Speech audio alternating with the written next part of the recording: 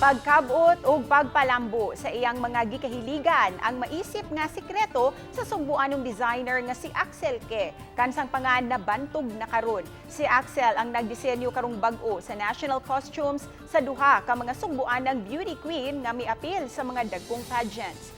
Kinsa ang dili mahingangha sa Bakunawa-inspired costume ni Miss Universe Top 5 Beatrice Luigi Gomez. Mato ni Axel, kutiman ang costume apan nalipay siyang napagawas ang iyang talento ni ini.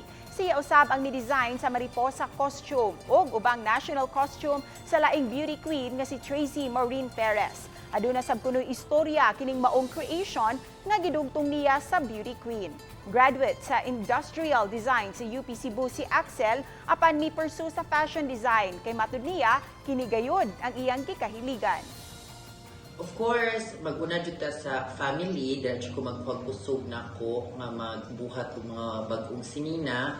Sunod, maka-observe mo, taga-design ako, lahi-lahi jud siya concept. So, usa sa mga importante na akong buhaton kay mag-research, mangita ta, unsay bag-o, unsay karaan, unsay mo trend